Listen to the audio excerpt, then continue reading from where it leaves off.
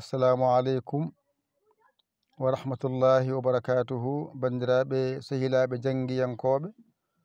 ene wayno en garti kadi e windande men wattore jeenayi hande noon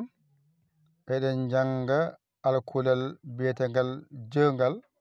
mangal tokosal no masirte mi wino on noon kala alkulal ngal jangaton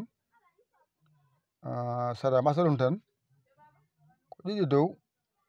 ɗiɗi hakkude ɗiɗi less ko ni alkulal masirte joni noon gotal ngal wasa fodde ɗimmal ngal fooɗa joni noon dow to ko to woni masɗe ɗe goni masɗe ɗe noon kanƴe mbawata wawde sa faye masde gaddoyade masiraɗe bisimillah janggen masɗe men mawɗe mi wino on pular ummorto ko banggue men nano faya banggue men ñaamo nden noon on jii a mawɗo e mawɗo i mawɗo o mawɗo u mawɗo rewi hen ko a tokoso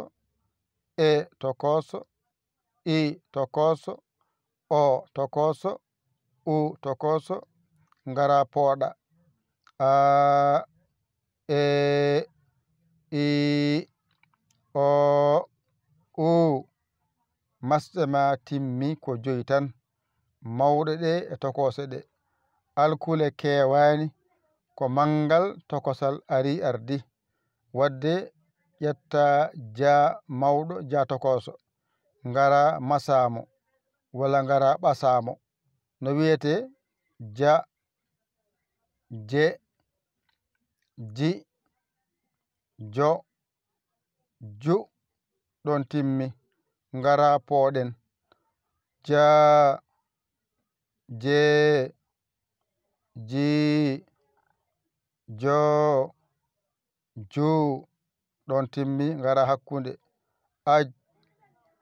ej ij oj uj ngara pooɗen mo aj ej ij oj uj ɗon timmi jippoles jaj jej jij joj juj ɗon timmi ngara pooɗa jaaj jeej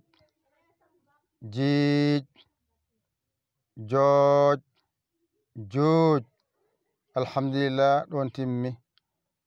alluwal ma nan ɗon ngal ɗo sa ɗiggini ngal andu a serti e majjere ja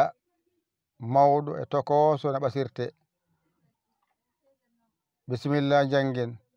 a mawɗo e mawɗo i mawɗo o mawɗo u mawɗo a e i o u pooɗen a e i o u je mawɗo je tokoso masenmo walla ɓasenmo ja je ji jo ju pooɗenmo ja je ji jo ju hakkude aj ej ij oj uj ngara pooɗenmo aj ej ij oj uj cippoles jaj jej jij joj juj ngara pooɗen jaaj jeej jiij jooj juuj timmi ƴettu kuɗol ma e karnema mbañotoɗa janga ɗigga a hoolaki hoorema ƴeew camorɗoma ɗakkoɗa sara makko o walluma ha jiiya lawol ceerta e majjere dia aɗa yaya mon walluma noddu en mbaɗana en vocal 00 221 117 906 14 81 mbaɗa yaya jiya WhatsApp saggirɗa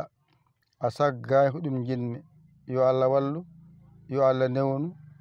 yo Allah wallu, yo Allah newnu. windana on Dieynaba nan ɗon ƴette jangue ɗigga, ƴette jangue ɗigga ko musidɗo mon giɗo mon almudo mon nder e Bowal Yaya Ly École Sénégal. alhamdulillahi rabbil alamina on jarama, wa salam.